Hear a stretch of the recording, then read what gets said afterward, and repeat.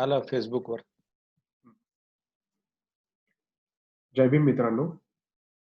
तर आपण वाचनाची आपली जी सिरीज आहे, doctor Babasaheb Ambedkar writings and speeches,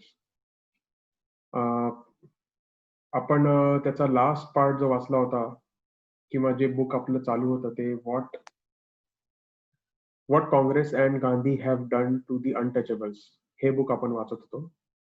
आणि त्यातले चॅप्टर 3 मधले काही सब चॅप्टर्स आपण वाचले होते. तर आपण जिथे मागे स्टॉप केला होता ते लास्ट जो आपला स्टॉप होता ते म्हणजे गांधीजी ज्या दिवशी फास्ट करायला उपोषणाला ज्या दिवशी बसणार त्या दिवशीचं बाबासाहेबांचं त्या संध्याकाळचं प्रेसमध्ये बाबासाहेबांनी दिलेलं स्टेटमेंट हे आपण वाचलं होतं. तर आता आपण पूना पॅक्टच्या पूना पॅक्टची काय टेक्स्ट होती, पूना पॅक्ट काय होता, तर तिथून आपण रिझ्यूम करणार आहोत. आणि मग तो सब चॅप्टर आणि सब चॅप्टर 9 असं आज आपण ट्राय करूयात कव्हर करायला. तर ह्याचं रेफरन्स जर द्यायचा झाला तर तसं तर तुम्हाला बुक डाउनलोड करता येईल, बट मी व्हॉल्युम्सच यूज करतोय याच्यासाठी पण, कारण व्हॉल्युम्स मध्ये हे इन्क्लूड केलेलं आहे.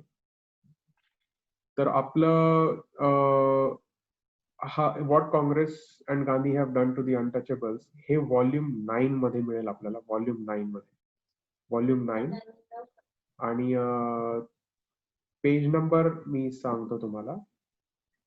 आपला पेज नंबर याचा चालू आहे, ती PDF 520 पेजेसची आहे आणि आपलं त्यातलं 118 पेज नंबर चालू आहे, 118. तर ते मी पेज PDF शेअर करतो स्क्रीनवरती, म्हणजे तुम्हालाही वाचता येईल किंवा पाहता येईल किंवा काय वाचतोय ते समजेल. आणि मग आपण स्टार्ट करूया.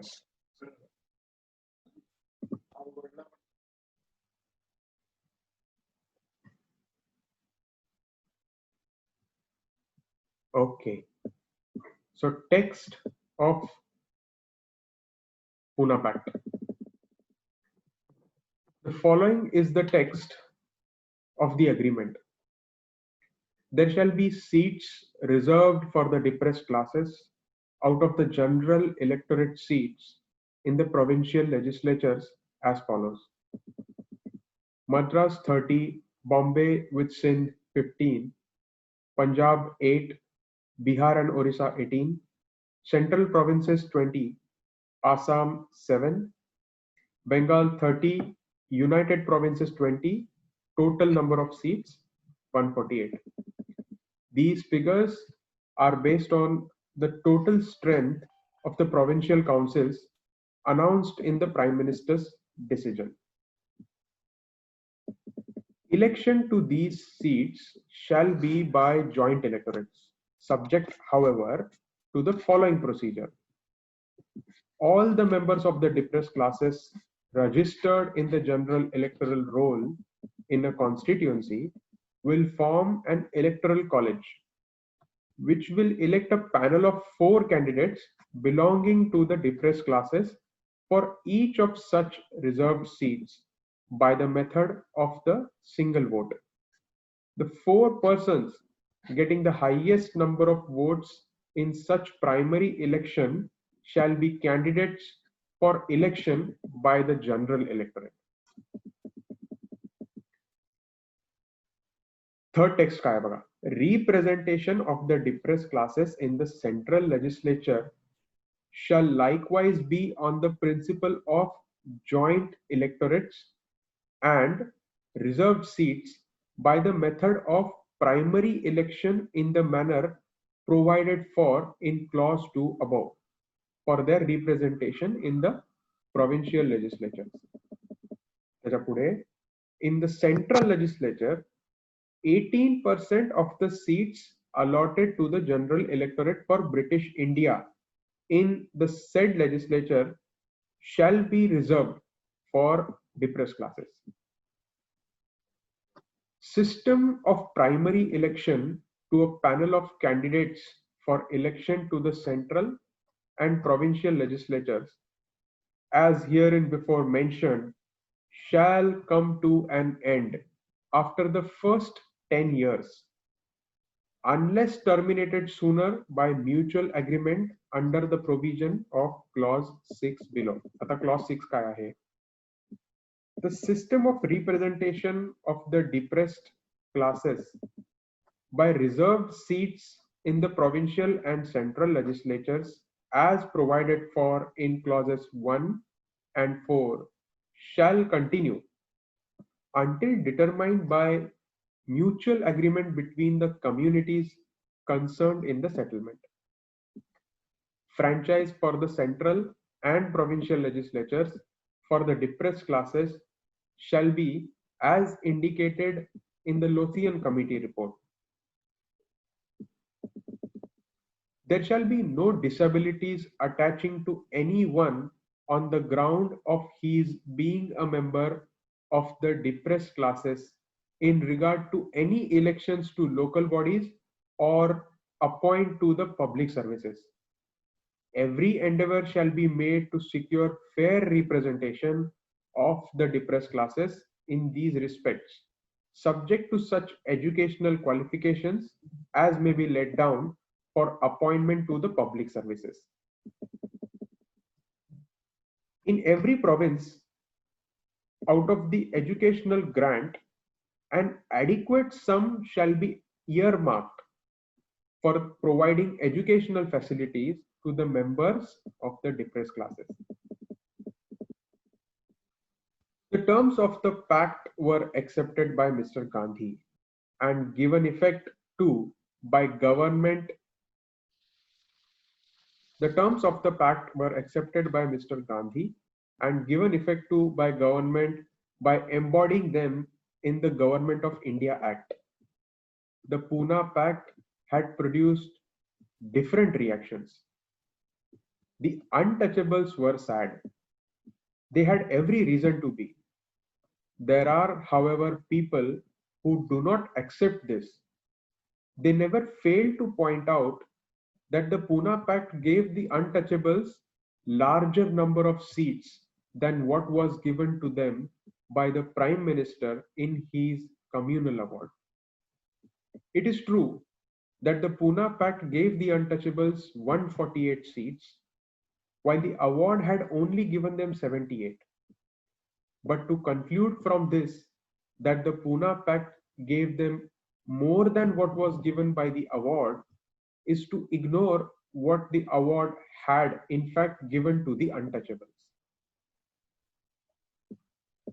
The communal award gave the untouchables two benefits. Number one, a fixed quota of seats to be elected by separate electorate of untouchables and to be filled by persons belonging to the untouchables.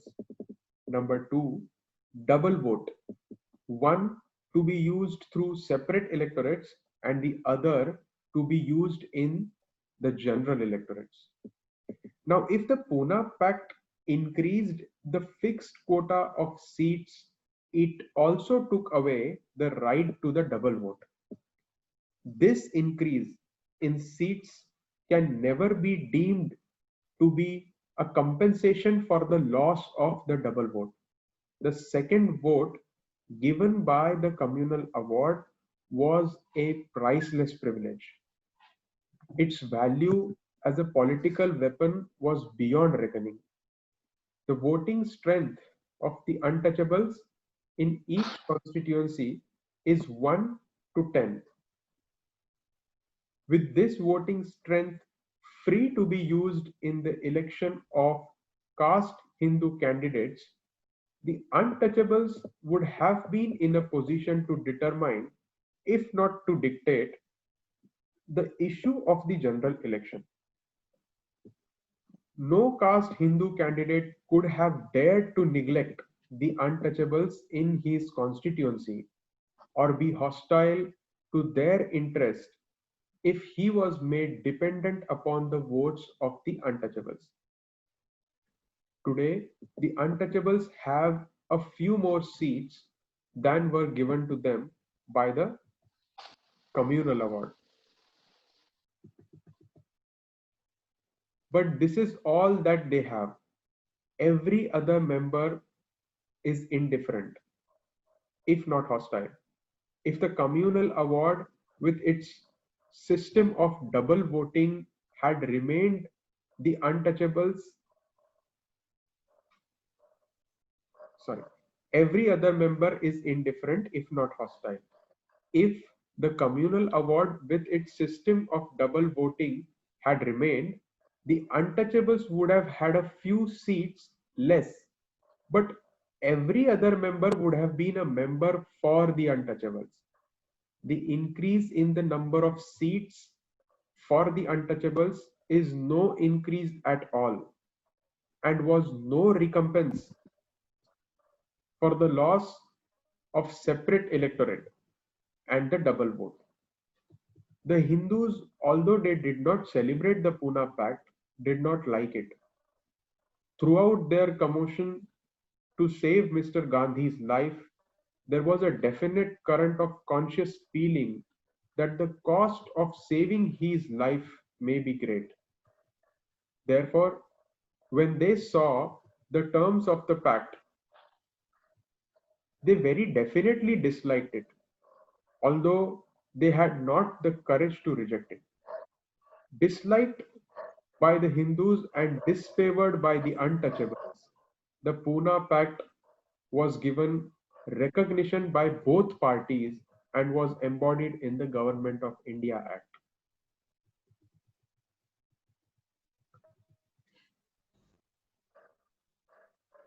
तर इथून पुढे chapter 9 चालू होत आहे. तर chapter 9 आपण वाचूयात.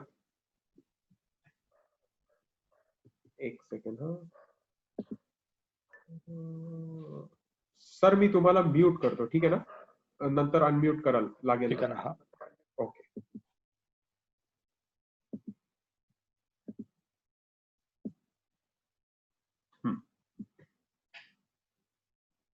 The signing of the Pune Pact was followed by the appointment of the Hammond Committee to demarcate constituencies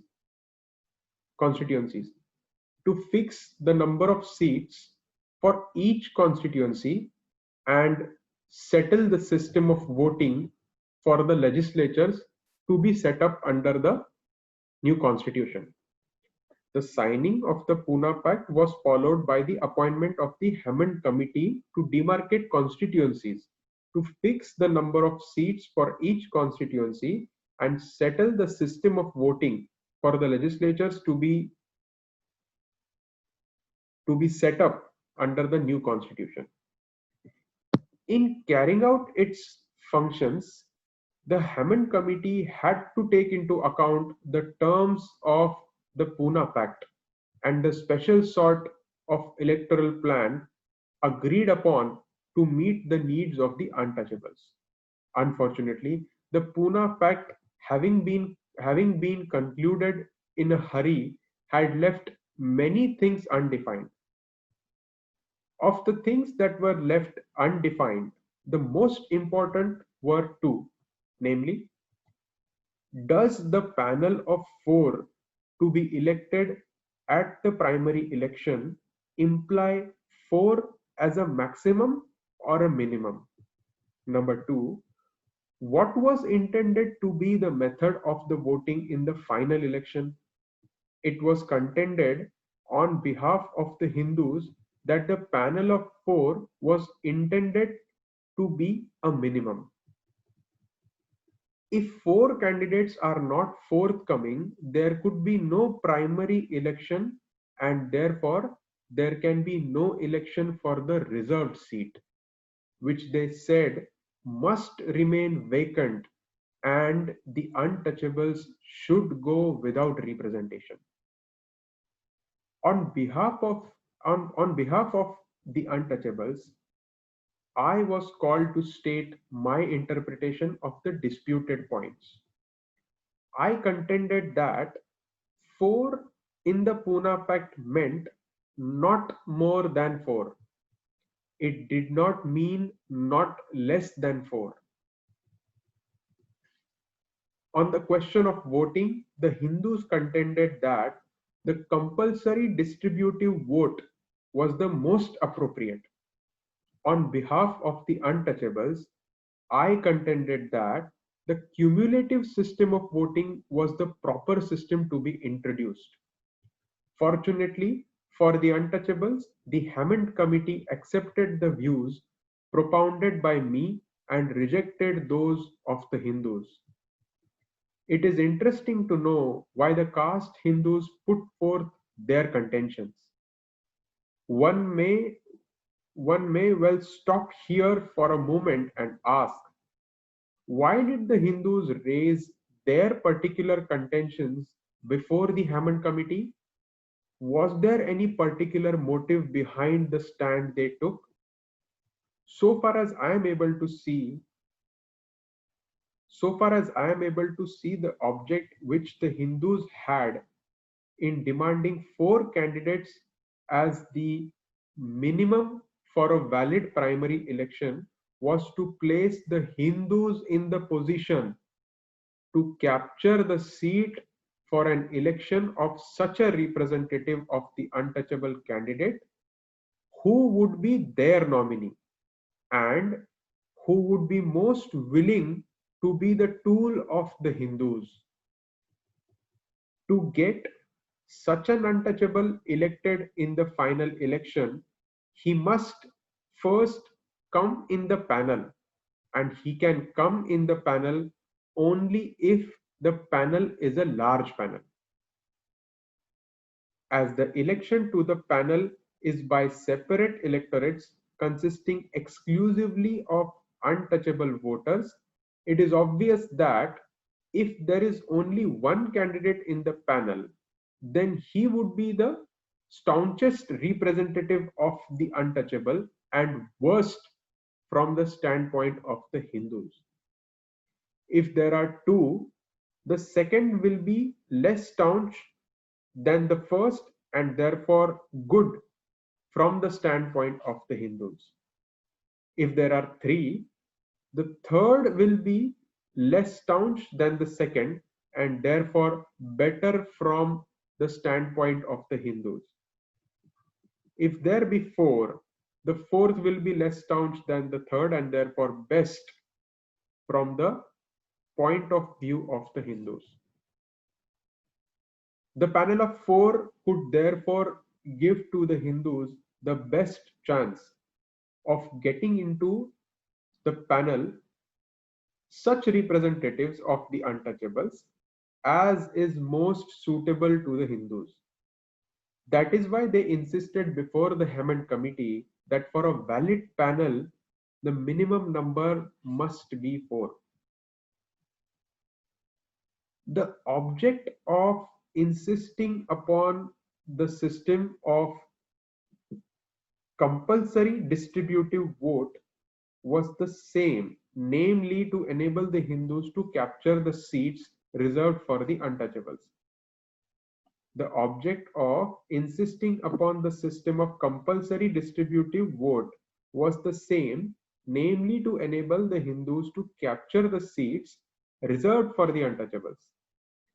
Under the cumulative vote, the elector has as many votes as there are seats. He may give them all to one candidate, or he may distribute them over to 2 or more candidates as he may desire. Under the distributive system of voting, the elector has also as many votes as there are seats, but he can give only one vote to any one candidate. Although the two look different, yet in effect there may be no difference, because even under the cumulative vote, a voter is not prevented from distributing his votes. He is free to give one vote to one candidate. But the Hindus did not want to take any chance. Their main object was to flood the election to the seat reserved for the untouchables in the joint electorate by using the surplus votes of the Hindus in favor of the untouchable candidate who happens to be their nominee. The object was to outnumber the untouchable voters and prevent them from electing their own nominee. This cannot be done unless the surplus votes of the Hindu voters were diverted from the Hindu candidate towards the untouchable candidates. There is a greater chance of the diversion of these surplus votes under the distributive system than there is under the cumulative system. Under the former, the Hindu voter can give only one vote to the Hindu candidate. The other vote, not being of use to the Hindu candidate, is usable only for an untouchable candidate. The distributive system thus had the possibility of flooding the election to the seat reserved for the untouchables, and this is why the Hindus preferred it to the system of cumulative voting. But they did not want to leave it to chance, for even the distributive system from their point of view was not foolproof. Under the distributive system, there was no compulsion upon the voter to use all his votes. He may use one vote for the caste Hindu candidate and may not at all use the balance of his votes. If this happened, the purpose of getting in their untouchable nominee would be defeated.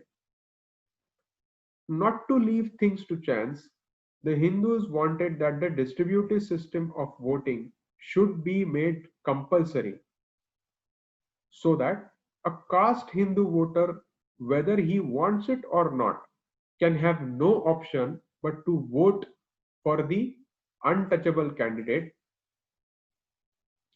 who may be the nominee of the Hindus and thus make his election sure and certain. In the light of these considerations, it cannot but appear that the Pune Pact was only the first blow inflicted upon the untouchables, and that the Hindus who disliked it were bent on inflicting on it other blows as and when circumstances gave them an occasion to do so. The two contentions which the Hindus raised before the Hammond Committee furnished the best evidence of the existence of a conspiracy by the Hindus, the object of which was to make the Pune Pact, as it could not be repudiated, of no benefit to the untouchables.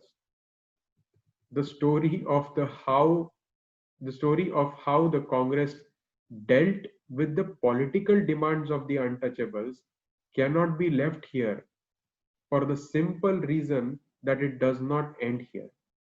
The subsequent parts of it are more instructive than those that have gone before. So इथे chapter 9 आपला संपलेला आहे.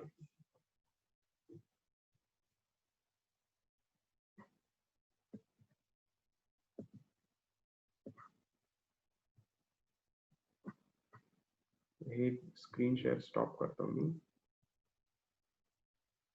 Okay. So sir आज मग आपण हे जे सब chapters घेतले chapter 8 मधले आणि हे सब चॅप्टर 9 संपला आपला. सब चॅप्टर 8 आणि सब चॅप्टर 9 संपला चॅप्टर 3 मधला. तर आता आपण मग काय करूयात, इथे थांबूयात आणि उद्या ह्या दोन ह्याच्यावरती थोडंसं डिस्कस करूयात. तर ह्याच्यासाठी सर आता मला तर थोडेफार क्वेश्चन्स असे आहेत, मी थोडं सांगतोच आता, की actually general electorate, separate electorate हे बेसिक लेवलला माहिती आहे मला, पण मला थोडासा डाऊट असा येतो की डिटेलमध्ये जर थोडंसं अजून माहिती करायचं झालं तर कसं बा, तर ते थोडं जर तुम्ही सांगितलं उद्या मी पण परत एकदा वाचेल आणि मला पण थोडंफार अजून ऍडिशनल त्याच्यामध्ये माहिती पडेल. तर ते थोडंसं सांगितलं तर मला थोडं हे होईल, जरा हेल्प होईल. आणि दुसरी गोष्ट म्हणजे की आपण ज्या टेक्स्ट आपण ज्या वाचल्या ना, टेक्स्ट ऑफ पुना पॅक्ट, त्याचा आपण थोडासा अर्थ लावायचा प्रयत्न करूयात, की एक्झॅक्टली ह्याचे काय म्हणतात त्याला, परिणाम काय आहेत किंवा का ते तसं दिलं असावं, याच्यावर थोडीशी चर्चा आपण उद्या केली तर मग ते थोडंसं इन्फॉर्मेटिव्ह होईल असं वाटतंय मला.